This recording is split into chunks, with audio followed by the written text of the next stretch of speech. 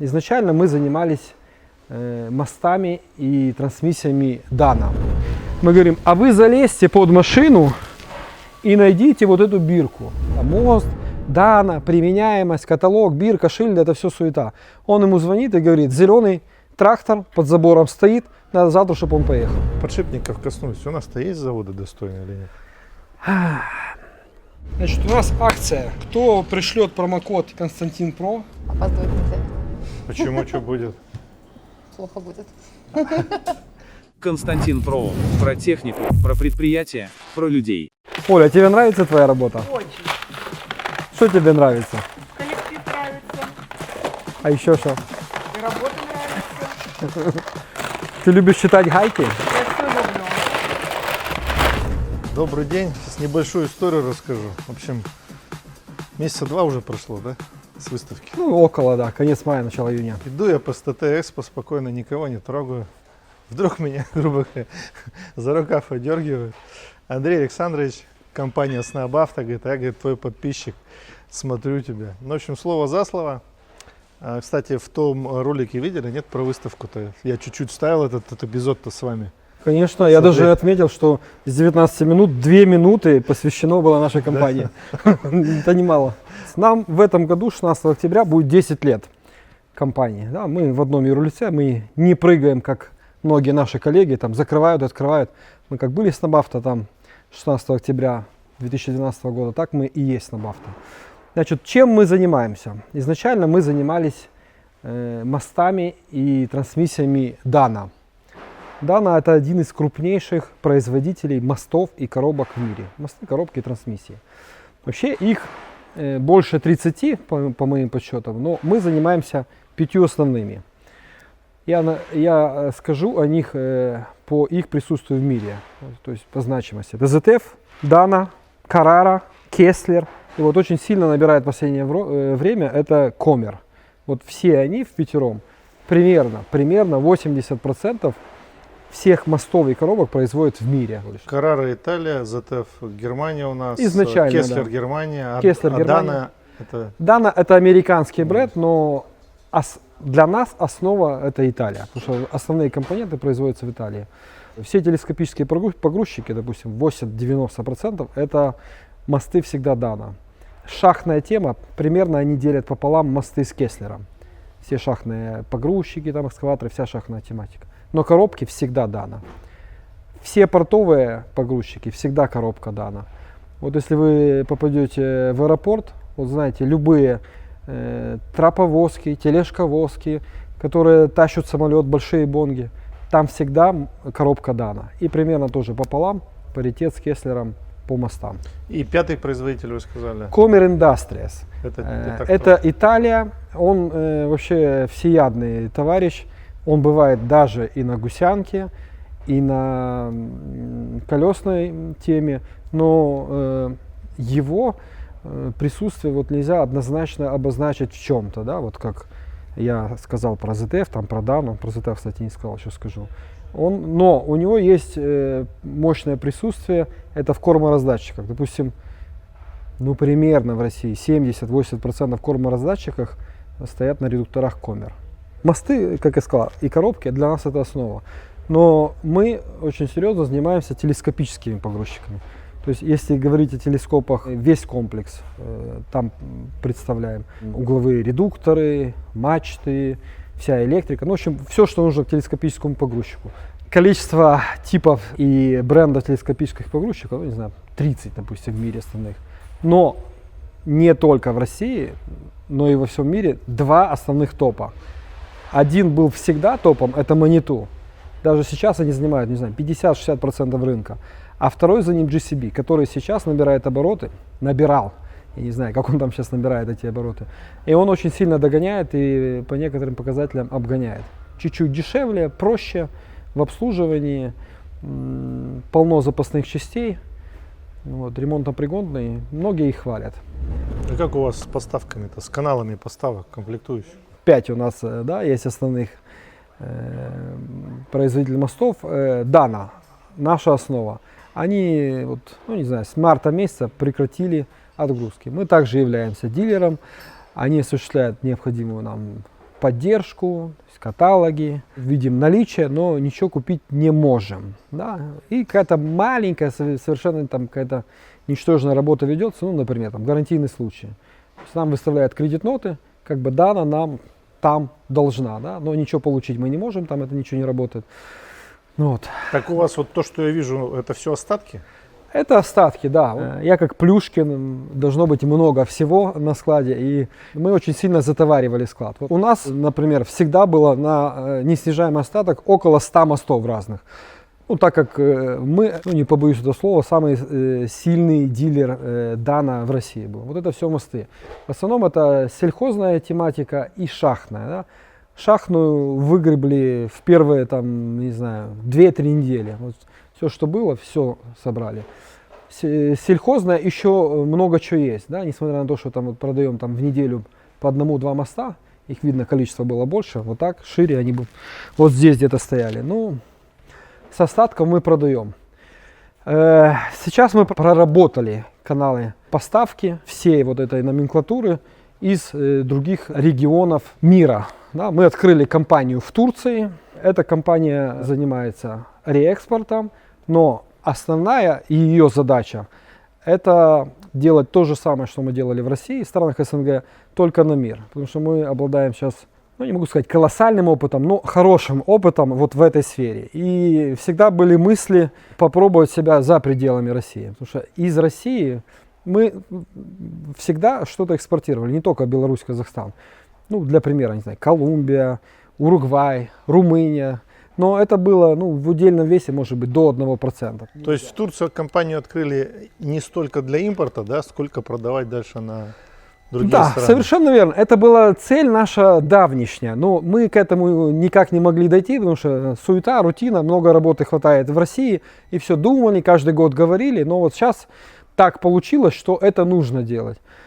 Конечно, в Турции мы столкнулись с другими, я не люблю слово проблемы, мы не употребляем у нас в лексиконе слово проблемы. У нас нету проблем, у нас есть нюансы. Даже сейчас вот эта ситуация, это нюансы или затруднения. Вот эта ситуация позволила нам открыть компанию в Турцию, и мы там хотим реализовать себя на мир. Для этого есть все возможности. Андрей, а вот работа здесь в России, среди ваших покупателей, это именно потребители конечные, ну то есть там майнинговые компании, сельхозкомпании, или были производители спецтехники, использующие импортные комплектующие? Да, я понял. Производители в том числе есть, и сейчас они появляются больше, потому что те же производители, они не могут сейчас импортировать. И все цепочки оборвались, да? Люди пытаются найти какие-то новые решения для себя. Вот. Но в целом пул наших клиентов, по большому счету, это торгующая организация. Если поделить, вот взять 100%, то примерно 75% это торгующая организация. Не из-за того, что мы их там выбрали или как-то отсекаем, да? Ну, как правило, это дилеры техники. Ну, вот вся, где применяется, допустим, Dana, Carrara, ZTF. Как правило, это ремонтные организации, да, туда же я включаю. 20% я отношу, что это прошаренный конечник. Прошаренный конечник, что это такое? Это большая конечная организация, ну, допустим, какая-то шахтная компания, которая имеет возможность содержать штат, не знаю, департамент закупки, да, которые могут в этом разбираться. Потому что, как правило, если мы говорим о сельхознаправлении, то ну, допустим, представитель колхоза, пусть даже там успешного, нормального колхоза, у него, ну, грубо говоря, жопа в мыле, он бегает, он пытается решить все 100 задач, которые у него стоят. И когда ты ему говоришь, а вот мы можем, а вот у нас есть, у него же даже времени нету этим заниматься, потому что для него лучшее решение – это дилер, который находится за забором, вот где-то здесь. Они просто ему звонят, не вникая вот в эти нюансы, да, мост, Dana, применяемость, каталог, бирка, шильд, это все суета. Он ему звонит и говорит, зеленый трактор под забором стоит, надо завтра, чтобы он поехал. И дилер приезжает, техники, да, и решает эти вопросы. Вот почему это происходит. Ну, плюс неподготовленность конечника, да, для них, вот я на примере вот этого моста сейчас покажу, да, то есть они привыкли так работать. У меня трактор, допустим, John Deere там, или Sandvik, и на нем все написано. Мы говорим, а вы залезьте под машину и найдите вот эту бирку. Да? И на ней есть все параметры. Скиньте нам бирку, мы даем каталог, вы в каталоге посмотрите позиции, которые вам нужны, и мы им дадим. Они, ой, для многих это очень сложно. Ну, потому что эта техника где-то там может быть в забое, грубо говоря. Ну да, Вся в угле, в масле. она и так может быть далее. вообще там, да, где-то под землей. землей, там 500 метров под землей. И им некогда этим заниматься. И говорит, бирки нету, бирка ушла. Ну, ясно. Вот. И 5% все-таки остается наконечника, который потребляет уже вот эту всю историю. Ну, которые хотят, там, не знаю, соптимизировать, которые имели какой-то опыт в подборе запасных частей, которые не согласны с ценами, которые есть на рынке. Да? Потому что у нас цена по сравнению, ну, скажем, с дилерами техники, она гораздо интереснее там, при любых. Но если вы видите, раскладах. что у вас большая часть покупателей это в свою очередь торгующая организация, они же тоже задорого брать не будут. Да? Нет, То есть, они- значит, им выгодно должно быть. Им выгодно это 100%, им это интересно. Плюс мы много очень ездим по России. Я не какой-то там парадный генерал, я выезжаю там в регионы. Вот в прошлом году, допустим, мы были в Екатеринбург, заездом там в Казань, Набережные Челны. Есть у нас филиал там в Краснодаре, тоже там мы ездим. Да? Вот приди к любому дилеру техники, ну давай, не будем обижать конкретно кого-то, но пусть это будет класс, да? Не знаю, там класс ушел из России, там не ушел, ну, наверное, все ушли уже, все, кто мог. И вот ты заезжаешь к нему, да, там все чисто, там по каким-то там европейским регламентам, там полосочки, как ходить, что куда смотреть. Но на складе ты спрашиваешь, а что у вас есть? Ремни, масла, фильтра, какие-то, может быть, То есть лампочки, только фары. расходники. Расходники, да, из категории А назовем, да, потому что есть А, Б, С, Д. А уже что-то посерьезнее, ну, есть хотя бы на один мост. У вас там тракторов, не знаю, 10 видов. Есть хотя бы набор на один мост. Нету ничего. Даже каких-то элементарных вещей, допустим, какие-то сальники бортовые. Нету этого. Да? Система же какая была у дилеров? Есть основной склад, допустим, возьмем класс, да, где-то там в Москве. Большой склад, сток. Как распределительный центр. Это организовал сам класс. И каждый дилер по звонку, по нажатию кнопки получал со склада необходимые запасные части. Ну, условно, там приехал какой-то трактор, разворотило там передний мост, да, или там коллаборацию задний мост там с коробкой. Алло, и они могут это поставить, причем даже самолетом. И когда это обрубили, вот эту всю историю, да, после там февраля месяца, они сразу как котята слепые, они не знают, куда идти. Ну, для этого вот есть мы. Потому что у нас всегда был хороший сток. Мы многие вещи держали впрок, берем много, чтобы получить цену лучше. Ну вот. С какого года у вас вообще компания существует? Как вообще, расскажите вот историю, с чего все началось? Значит, в 2012 году мы ее организовали. Мы занимались изначально немножко занимались китайским направлением, да? Но мы заходили уже в сложившийся рынок и не сильно понимали, что это такое, но хотелось заниматься. Там, привезли этого Китая, он у нас особо не шел, но на сайте разместили информацию по Дана. Я не помню, почему мы разместили. И Дана в 2012 году, или в 2013, я могу ошибаться, по-моему, в 2012, начала искать партнеров в России. Ну и просто тоже взяли человека, тот, который сильно в этом не разбирался. Просто бил Дана и искал каких-то партнеров. И вот у нас офис был в съемной квартире, офис был, даже зарегистрирован там был, и в котором был телефон без определителя. Ну просто, и вот они позвонили, мы взяли трубку, они говорят, а не хотите стать нашим партнером? Мы говорим, ну, наверное, хотим, давайте. Потому что у нас была информация о Дело Дане. случая, то есть. Ну, по можно большому сказать и так. Ну, случай, чуть везение, упорство, наверное, какая-то. Ну, в целом, да. Если бы не взять трубку в этот момент, там непонятно, как бы там все пошло. Ну, и мы начали Дана, а Дана это мосты. И когда начинаю спрашивать о мостах, знаю, что у нас есть что-то по мостам, зачастую приходили еще другие направления. Ну, Карара, да. Мы к Карара обратились, да. Долго Карара с нами не хотела работать, потому что уже были игроки на рынке. Кеслер. Кеслер, кстати, это вопрос, история достаточно открытая. Они на каждом мосту размещают сайт и телефон. Телефон у них не меняется, не знаю, сколько Кеслеру, там, лет 50. Вот у них, если взять даже бирку, которая 30 лет, телефоны такие же. То есть любой может туда позвонить и в теории заказать этот мост. То есть они даже как такового дилерства не дают. Да, Кестя?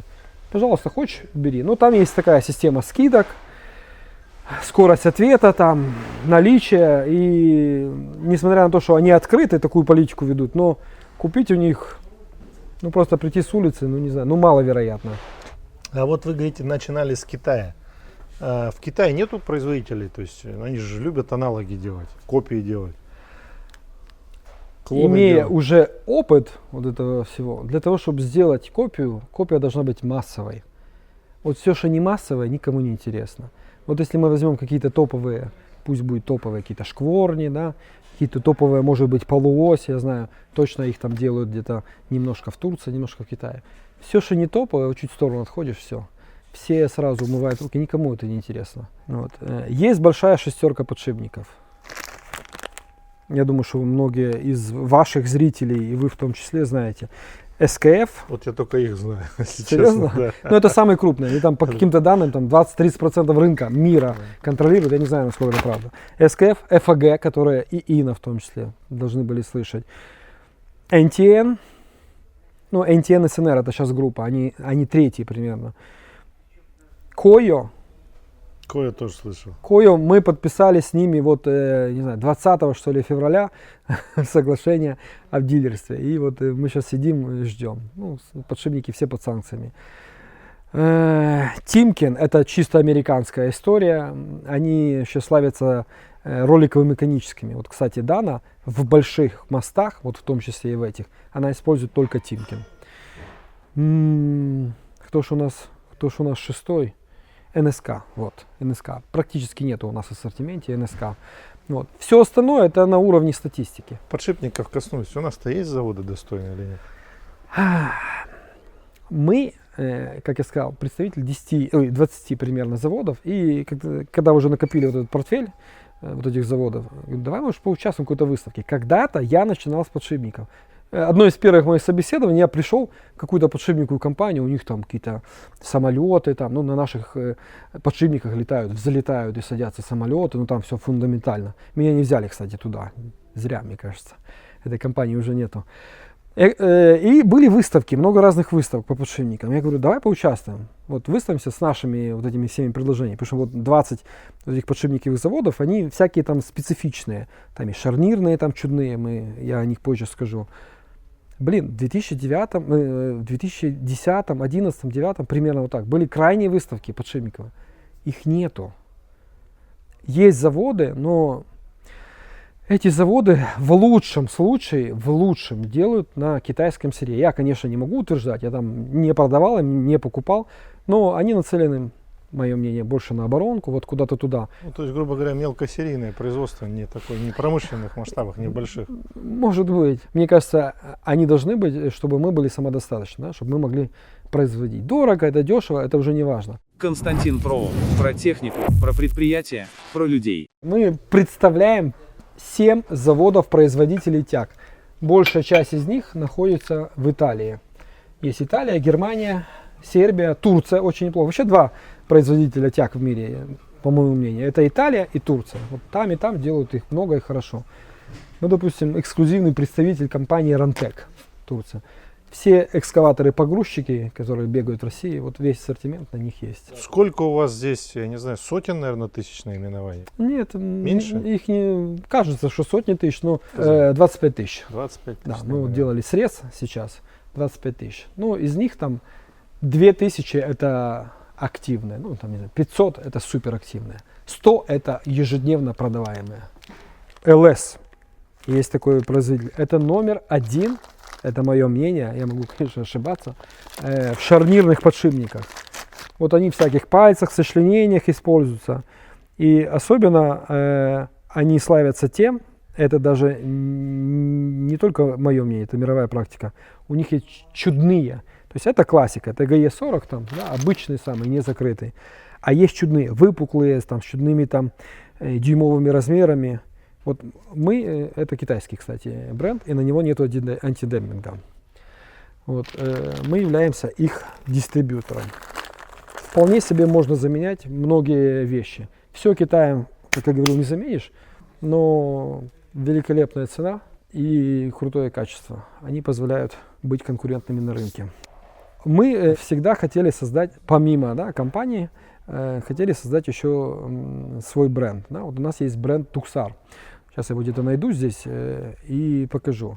И даже компания, которую мы открыли в Турции, она называется Tuxar. Что это значит Tuxar? Не знаю, ничего не значит. Мне нравится название короткое. Tuxar это только классное, проверенное качество. То есть вы заказываете на тех заводах, которым доверяете уже. Совершенно верно, да. Не знаю, может быть, надо как-то немножко по-другому это говорить. Я вот менеджер говорю, под нашим брендом производит.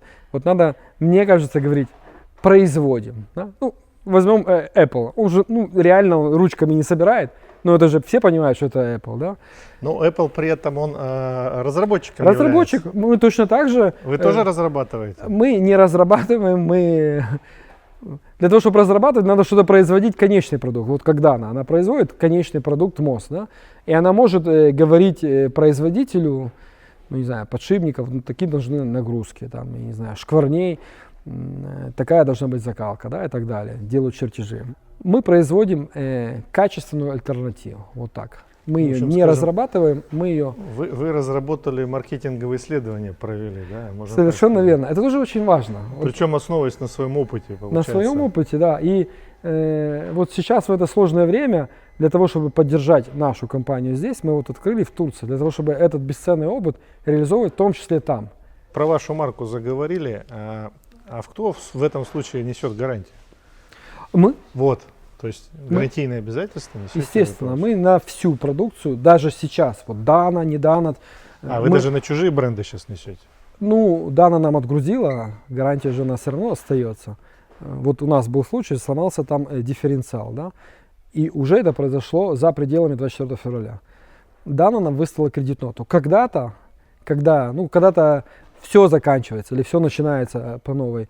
Вот. Ну, когда-то эта кредит-нота, мы ей воспользуемся. 5-6 тысяч евро они нам возместили. Вот. Возместят?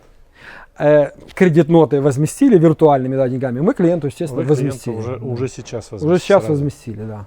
Цилиндры. Кстати, про цилиндрах. Ту компанию, которую мы открыли в Турции, мы зашли долей 10% завод, который производит цилиндры. То есть любые цилиндры, ну, я могу сказать, ну, примерно от 10 штук.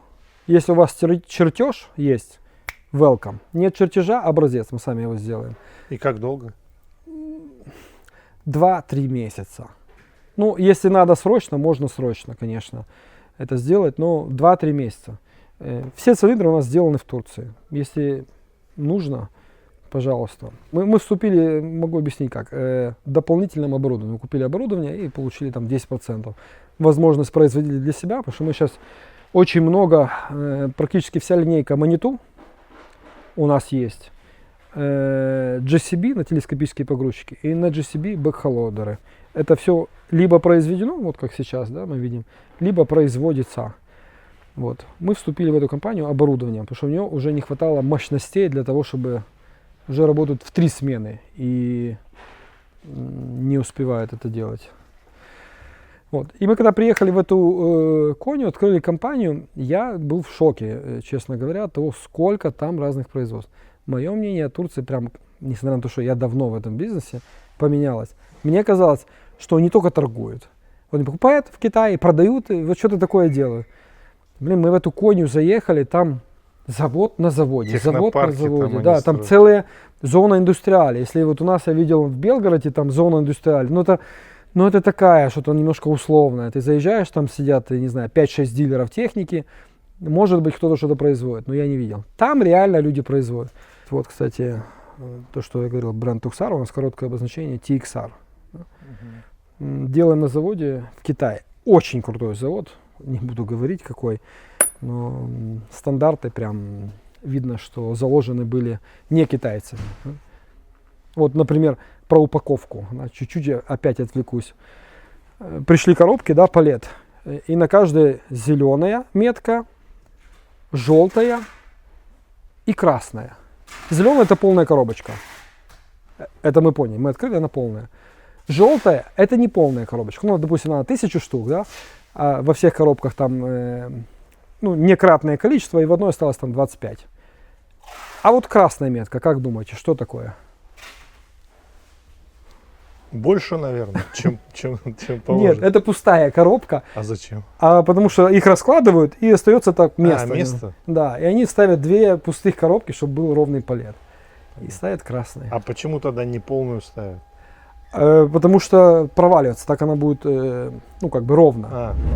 У меня такой в голове слом произошел 2 года назад. Я в Анкаре тоже побывал, но в гости на производство пригласили. У меня Турция вообще до этого ассоциировалась с пляжным отдыхом, грубо говоря. И все. И приехали в Анкару и показали нам, сколько там производств, и рассказали вот про эти технозоны, которые строит правительство, подводят туда коммуникации, газ, дороги строят. А ты дальше уже только вот открывай завод и работай. Все условия Эрдоган создает. Именно Молодец. так и работает. Кстати, если в Коне спросить почти любого, в том числе вот нашего нового партнера, Эрдоган, он говорит, вот посмотри, вот здесь было чистое поле, сейчас это зона индустриали. Причем, допустим, если говорить о Коне, там такой сложный сельскохозяйственный регион, там какая-то земля такая. Там пустыня, по Там, сути. ну да, там же Там за гору переезжаешь, и все, там уже это.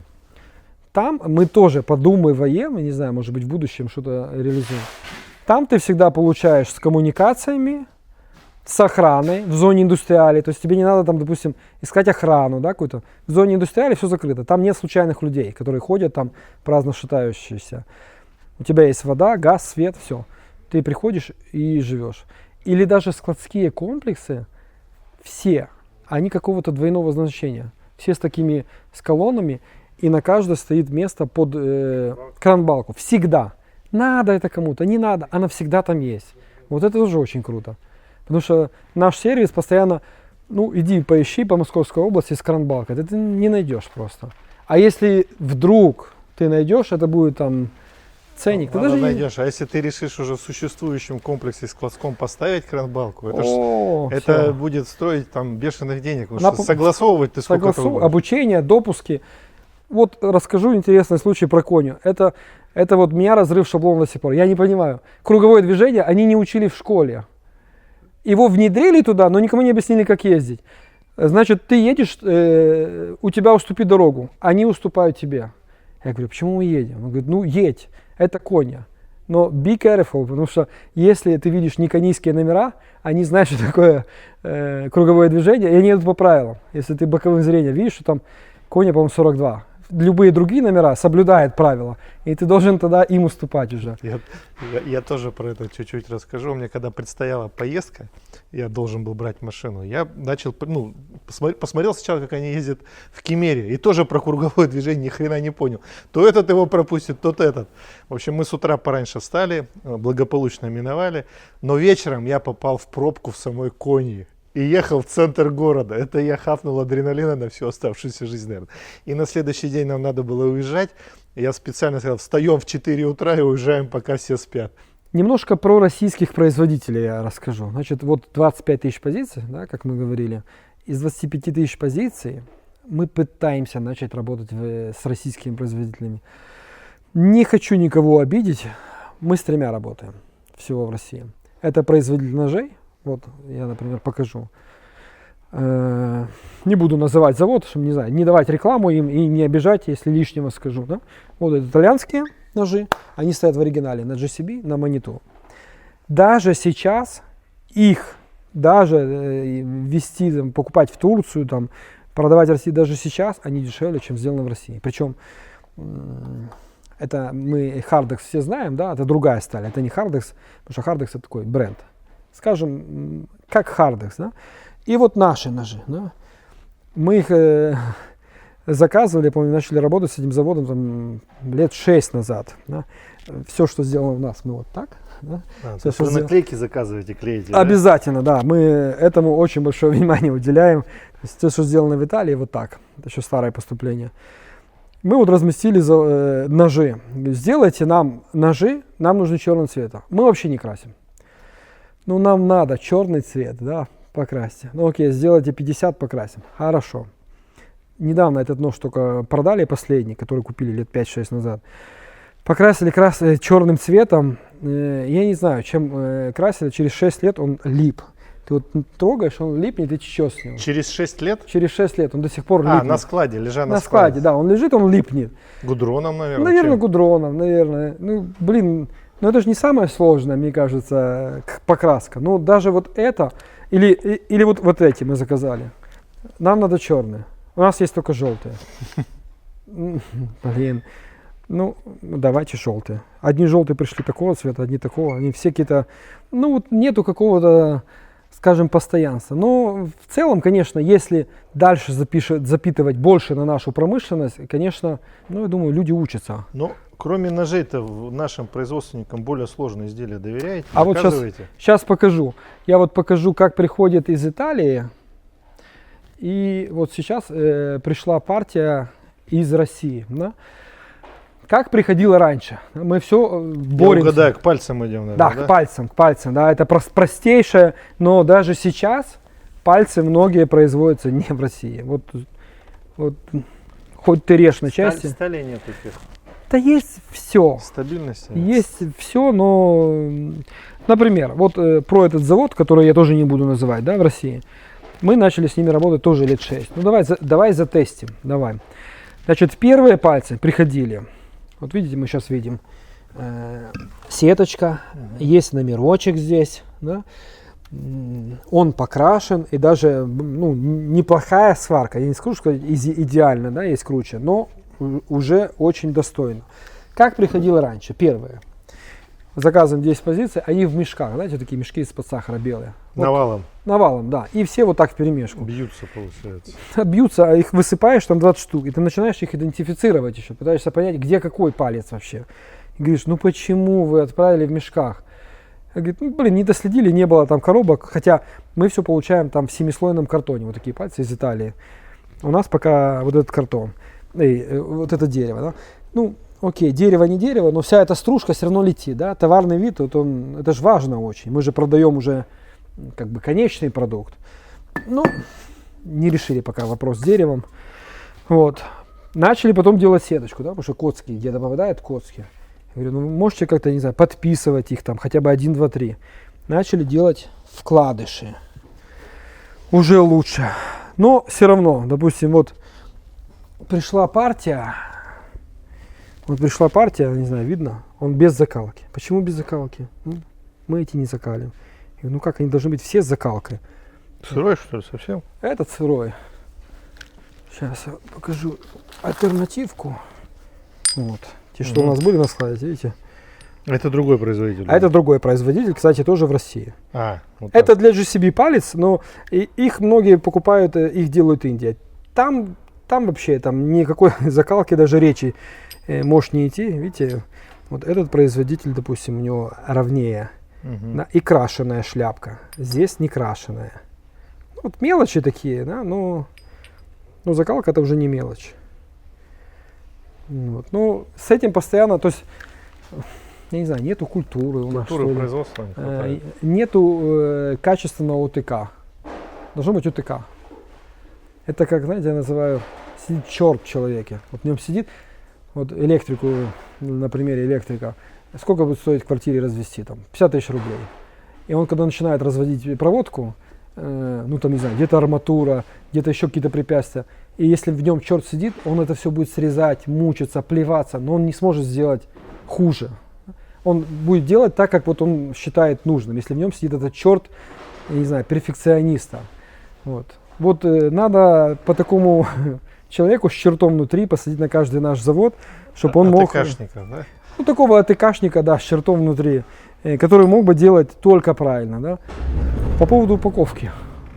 Мы, допустим, пакуем все 100% только в нашу упаковку.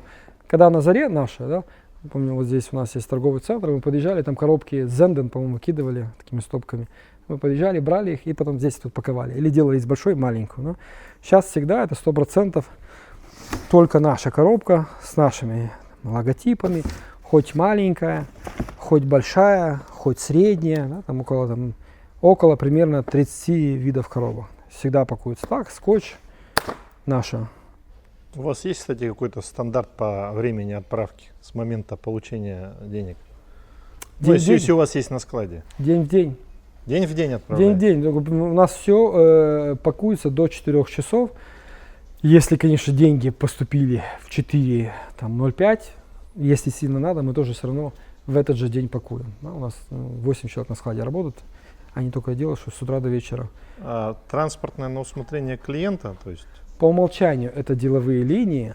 Если надо тебе любая другая, любую выбирай, но это будет возможно хоть не день-день. самолетом, да? Можем самолетом даже отправить. Я имею в виду самолетом, не такой самолет, который привез деловые, отправьте самолетом. Прям едем в Домодедово, сдаем, сегодня сдали, и сегодня оно куда-то прилетит. Вот так. Если это надо. А бывает такое, упаковали товар, отправили, клиент потом набирает вас, звонит, говорит, не хватает комплектации. А вот у Не нас всё есть, положили. Сережа, часто такое бывает, не все положили. Бывает, ну а как? Как без этого? И что делаете? Ну что, разбираемся, остатки проверяем. Если сходятся остатки, значит, бывает, клиент плохо в коробке посмотрел.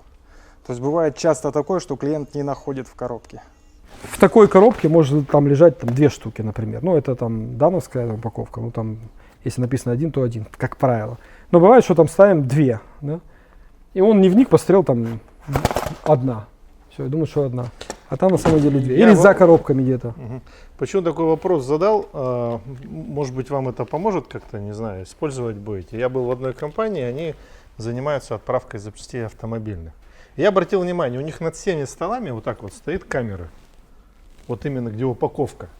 С хорошим разрешением. Говорю, что у вас камеры-то тут? Чтоб, говорю, ничего не стерили, что ли, рабочие или что? Вот это в том числе для этого. Они говорят, нет, у нас, говорит, вот камеры стоят прямо над коробками.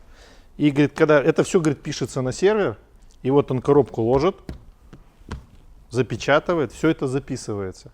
И если такой конфликт возникает, говорит, мы много отправляем. Иногда бывает, есть ушлые клиенты. Ну, и иногда рассчитано на то, что поставщик не пойдет на конфликт, а дошлет. Ему отправляют видеозапись. Вот смотри. Все тебе положили. Было такое, что да, дифференциал как-то сказали, что не пришел. Пришлось собрать полностью отгрузку, взвесить, сравнили вес захода в деловые и вес, который ушел с деловых. И все, и разбежность пошла, и все, и... То есть деловые где-то. Нет, наоборот было. Клиент предъявил, сказал, что не пришло. Мы взвесили, заход в деловые такой-то вес, и заход с деловых точно такой же вес. То есть мы клиенту сказали, что вы обманываете. И все, и на этом и закончилась Ну, история. у нас детали все тяжелые, мы знаем, сколько каждая деталь весит. Не знаю, там 4 пальца весит там 10 килограмм, да, по 2,5. А он говорит, пришел 3 пальца. 3 пальца это 7,5. А пришло-то 10. Ну, как бы так. У нас просто Ну, тяжелое. и всё, было поэтому. наоборот, да, то есть и было, диски теряли в деловых, то есть диски фрикционные. Там где-то коробка порвалась, пару дисков вылетело, клиент предъявляет, что мы не догрузили, опять же, собираем, взвешиваем, вес такой, на выходе другой. Все уже, значит, это проблема в деловых, а не у нас. Значит, мы сервис открыли 3,5 года назад. Да? Ну, опять же, почему? Потребность. Мы занимаемся мостами, мы специалисты в мостах, и есть потребность в ремонте узлов. Да? Казалось бы, мост это относительно несложно, ну, в нашем мире, да, это относительно несложно. Коробка более сложная история. Но столкнулись вот с такими чудесами, да, когда ремонтируем, особенно после кого-то эти мосты. Ну, я не знаю, ну что там, наоборот ставят. Ставят без стопорных колец, заливают вместо дилеры, заливают вместо масла веретенку. Ну, такого там городят. Ну, молотком забивают. Ну, во-первых, почти ни у кого нету специнструмента. Ну, допустим, любой, покажи ключи. Вот мы сами, кстати, ключи изготавливаем тоже в России. Куча разных ключей под гайку хвостовика, да. Они есть там вот такие, где-то еще тут на стендах есть. Каждый производитель норовит сделать какой-то свой размер, да. И, ну, кто будет делать? Вот эта история стоит там 10 тысяч, да, надо сделать. Ну, кто будет делать? Зубило, молоток. А там, и я уже молчу про моменты затяжки. Вот, допустим, ну, достань, Сережа, какой-то ключ. Вот этот стоил 3 года назад, по-моему, 75 тысяч. Да? Динамитрически? Динамитрически, да. А их у нас, я не знаю, штук 5 разных. Но кто-то будет, Ну, это если самый надо большой. починить мост за 75 рублей покупать. Это стоило, я сейчас не знаю, сколько он Нет, стоит. конечно, не будут. Зубильца, молоточек там на глаз. Вот. Поэтому вот эти все вещи, они стоят денег. Хотя, еще раз повторюсь, мост относительно, ну, в нашем понимании, это несложная история. Ну, и вот у нас мост примерно даже сейчас стоит примерно от 35 до 50 тысяч починить. Мы даем на него гарантию. Мы его не просто ремонтируем, мы его восстанавливаем. Вот, мы его восстанавливаем до такого состояния, до нового. То есть мы его красим, мы его моем, полностью все проверяем запасные части и ставим нашу бирку. То есть вы меняете все подшипники? Ну, меняем все абсолютно, конечно, подшипники. Иногда клиент не соглашается, да? Мы даем рекомендации, но в случае, если клиент на что-то не соглашается, мы тогда говорим, можем менять, но тогда без гарантии, потому что мы практически всегда меняем подшипники, все уплотнения, сальники, ну, доводим его до состояния нового. Здесь дублируем всю информацию, которая была на бирке изначально, да? Что бирка, посмотри дановскую старую бирку тоже. Сколько гарантию даете? Полгода. Как и сам производитель техники. А у него полгода, что ли? Да. Не год? Год нет, полгода. Вот, видите, мы эту информацию, вот сколько мы там починили, да, разных, там, Дана, Карара, там, Спайсер, Дусан даже. Вот. И мы дублируем информацию, вся, которая здесь есть, дублируем сюда. Потому что Гостехнадзор или кто их там проверяет. Это механическая коробка, если не ошибаюсь, на КАМАЗ. КАМАЗовская? КАМАЗовская механическая коробка, да. То есть вы автомобильные что ремонтируете? В том числе, ну мы же дилер ЗД в том числе. У нашего клиента, это сельхозная компания, у них есть и КАМАЗ. Ну, у них у всех есть КАМАЗы какие-то. И мы там насчитали, там, ну, примерно, даже сейчас они есть в стоке, 500 тысяч рублей с работой. Новая коробка, я не знаю, есть они в наличии или нет, стоит 800 тысяч. Говорит, у нас есть еще один КАМАЗ, который сгорел. И дали нам вот еще коробку со сгоревшего Вот она всё КАМАЗа. вместе, да. Сделайте, пожалуйста, Чтобы подешевле было. Да. вообще. чтобы подешевле. Я не знаю, сколько получилось после этого, когда они вот эту Ну, прислали. меньше в разы, не помню. Ну, 100 то с есть чем-то. получилось, как в качестве донора снять, да? Да, да. И И переставили. разобрали, туда-сюда переставили. 100 с чем-то, вот Сережа говорит. Было 500, стало 100 с чем-то. Ну, основная была вот вторичный вал. Он весь был раскрошенный, вот мы с донора достали его. Часто приходится работать, ну, по Ну, ремонту? Ну, Без работы не сидите? не сидим, постоянно ездим, постоянно выезды. А, вы на выезд еще ездите? Да, да. Да, у нас 2 сервисных машины. А, вон. Одна здесь, одна там. Да. Ну, понял. В общем, помимо всего, есть у вас еще и сервисная зона. Сервисная зона, да. Мосты. И вы даже, получается, составляете конкуренцию дилерам КАМАЗа в данном случае. То есть берете на себя ответственность коробки ремонтировать. Ой. Ох, они вас за это могут не любить. Я не думаю, что мы составили какую-то конкуренцию КАМАЗу. Я, как говорил там раньше, наша основная задача — это помочь клиенту. Мы этому клиенту делали спецтехнику, да, то есть, вот, допустим, трактор, который в поле пашет, передний мост всегда наш. Вот мы им делали не раз и не два, да, телескопы. Это, кстати, есть такое дело, я понял, про что вы говорите. То есть, особенно сделал клиенту что-то хорошо в одном, Да. он к тебе обращается потом в другом Да, направлении. сделайте, да, КАМАЗ. Сделаем. ЗД, все. Ну, понял. Тем Это более понятно. ваше Тем все. более механическая обычная история. Несложно. Внимание, внимание! Сегодня проходит акция от директора. А какая акция? Ну, еще пока неизвестно. Давай придумай. Ну, какие у вас бывают? Значит, у нас акция. Кто пришлет промокод Константин Про, я чуть-чуть паузу. Кто пришлет первый промокод Константин Про и что-то купит, получит такую досочку, томаренный дуб. В масличке все выдержано. Крутое производство. Вот здесь будет снабавто. Вот тут будет ваш логотип. Это эксклюзивная досочка для первых 10 приславших промокод. Первые 2 уже. Нескромный вопрос. А Да. Константин Про-то что получит? Тоже получит досочку. Если Тоже хотите, досочку. ну, досочку Народ, сделаем. давайте, все. Будете покупать что-то. Константин Про тоже. Константин Тут будет Про, говорите. стандарта. Здесь будет логотип. У Константина Про есть логотип? Да, Константин Про. Все. в Ютубе. Значит, здесь будет Константин Про. Лады. Досочка дубовая ваша. Анекдот я обещал. Я его, правда, в Инстаграме рассказывал, но ничего, я его расскажу еще раз. Как я говорил, мы, не побоюсь этого слова, самый мощный дилер Дана в России. Да, у нас большой сток. Даже в Дании, на головном складе в Диоре, нет столько мостов даже сейчас, как у нас. Да, потому что мы работаем от стока. Мы не с колес работали и продолжаем работать, а именно от стока. Да? У нас должно быть наличие. Не так, что я тебе там через неделю привезу. Вот. И бывает часто там менеджер говорит: А вот там клиенту предложили цену. Ну, допустим, у нас стоит 100 тысяч гипоидная пара, там 95. А я спрашиваю, в наличии? Он говорит, нет наличия, но могут привезти.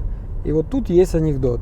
Я, конечно, этого не помню, мне 12 лет было в советское время, но эти истории как бы не присутствовали в нашей жизни, что водку не продавали, как и сейчас, в принципе. Да? Сейчас тоже вернулись к этой практике. После там 10, после 9, или там с утра, по-моему, до 12, что ли, не продавали водку. Ну, какие-то промежутки времени. И вот садится там клиент, скажем, в такси и знает, что там можно купить водку, и спрашивает,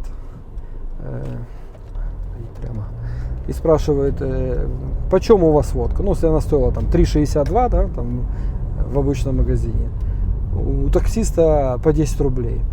А он говорит, ёпарасоте, а почему по вас по 10? Потому что все остальные таксисты продают по 5 рублей. А у них есть наличие? Нету в наличии.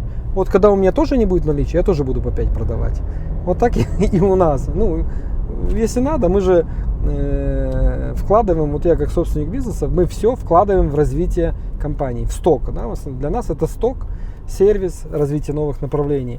И мы, если мы говорим, допустим, о гипоидной паре, мы когда-то ее привезли, бывает, что она продается раз в год. Раз в 2 года. Такое бывает. Техники там 100 машин на Россию с данным типом моста, да, и она не ломается каждый день. Вообще мост, если так вот подумать в обыденной жизни, он ломается, ну сколько? Или не сколько раз в жизни, или раз в жизни, да, если мы говорим просто о машине. Понятно, что спецтехника, она более нагружена и чаще ломается. Наши клиенты подарили нам на выставке стелу, статуэтку. Благодарны то, что мы качественно выполняем свою работу, не подводим их в сроках, даем лучшую цену в России и, в принципе, относимся очень хорошо. Вот так. Нас поблагодарили. Ну, Даник у нас старший менеджер, он сейчас временно исполняющий обязанности руководителя отдела продаж. Даша, скажи, Да. откуда ты к нам приехала? С Ростовской области. Вот, ростовчанка, донская казачка. Да. Собственная персона. Да. У нас тут, не могу назвать это кумовством, но если вот так посмотреть, то все кто-то откуда пришел. Вот ты от кого пришла, откуда, от чего? А у меня молодой человек здесь работает Да. в компании. Молодой человек работает тоже в компании. Так, это у нас был отдел продаж. Да, это бухгалтерия. Это бухгалтерия. Бухгалтеры, экономисты, это ведущий бухгалтер Лена Виданова. Лена, сколько ты у нас работаешь? 6,5 лет. До какого-то момента, допустим, я и отвозил, я даже платежки делал до какого-то года, И реализации делала. и реализации делал, и сам возил транспортную, сам паковал. У нас, по-моему, кладовщик появился, я могу ошибаться, в 2016 году. То есть, ну так. А потом потихоньку вот дошли до того, что у нас вот столько бухгалтеров. То есть у нас тут 5 человек получается. Все занимаются только бухгалтерией. И уже зашились в этих вот всех бумагах, в этих, что это у нас, проверка? Проверка, да. Проверка на проверке, да. Все документы. Отчетный период, да. Чем Сразу больше про компания, проверку сказали, вспомнил анекдот бухгалтерский. Я не знаю, он бухгалтерский нет, с веркой, с водкой. Нет, не знаю. Нет? Ну, как бы Может, ты бухгалтер? директор, по-моему, звонит бухгалтер, говорит, чем ты тут занимаешься? С веркой, с водкой занимаешься. Так, верку выгоняй, водку на работе не пить. Вот что-то такое. Да. Кто спортом занимается? все. Я даже я с таким пузом могу 10 раз подтянуться. Серьезно, что ли? Да? Сказал 10. Ну, Сейчас не 10-то не надо, 1 раз.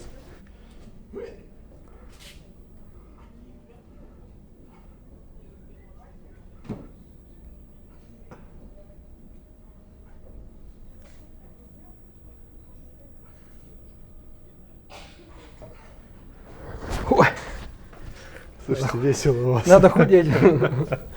Значит, у нас это отдел закупок, веда и тендерный отдел. Вот это закупки, контент-менеджер, Володя тоже закупки. Вот там 2 человека, это тендерный отдел. Юлиан Тагоев, да, и Алина Израилова. Не потому что она Израилова?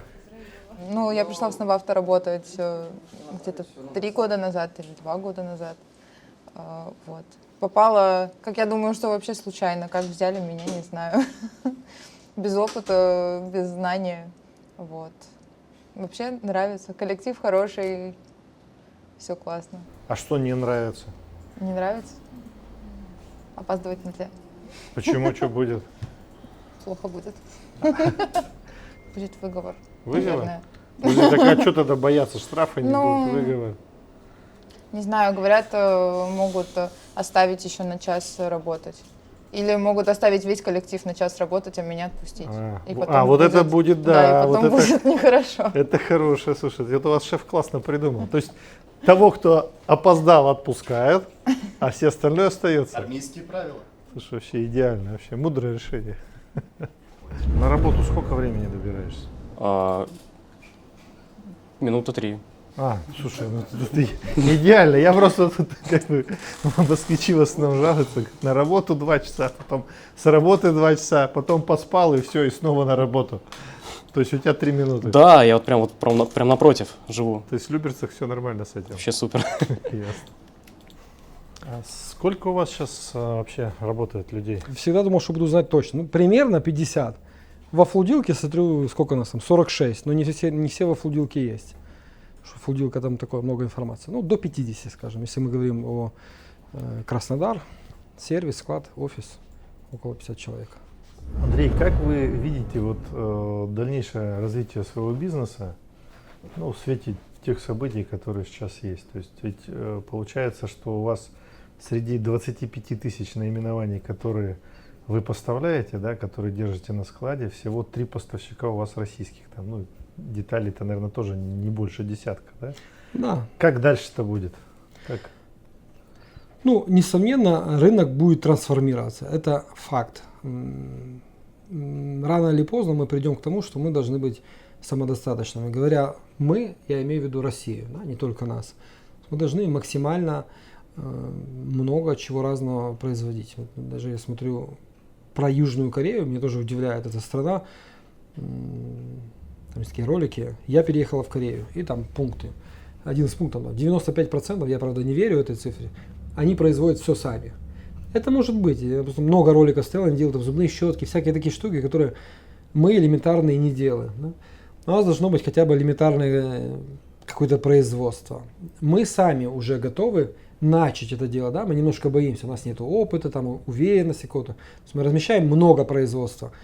Но организовать свое здесь, да, не имея такой, вот я рассказывал про коню, не имея такой кухни, в которой там как бульон все варится. Тут закалку, тут еще делают, много-много специалистов. Там даже резец, там нужно было, мы делали шкуре, резец какого-то не хватало определенного. Они позвонили, через 10 минут приехал курьер с резцом. Я даже не знаю, есть здесь такое в области. Но рано или поздно я уверен, к этому придем. Потому что как в 2014 году мы нажали на то, чтобы много продовольствия самим производить, что-то подобное произойдет и сейчас. Любые, не знаю, кризисы, любые сложности – это время для того, чтобы начать развиваться, открывать что-то новое. Вот мы открыли компанию в Турции, куда будем перекладывать весь наш опыт, накопленный здесь, в России. Да? То есть мы как бы на России, на постсоветском пространстве потренировались. Мы сейчас этот опыт можем спокойно переложить на мир, как это не пафосно звучит. Нашим клиентам, которые о нас еще не знают, я всегда на выставке говорю, вы даже не подозреваете, но уже сейчас вы вытащили выигрышный лотерейный билет. Вы даже не подозреваете. Козырного туза. Шеф сказал, что твое решение было, идея меня пригласить. Решился. Да я просто увидел, листал YouTube и увидел. И, конечно, я сначала посмотрел ваш канал, то, что у вас много подписчиков. По сути, вся та же тематика, что и мы. И грех не обратиться к вам. Поэтому вы здесь.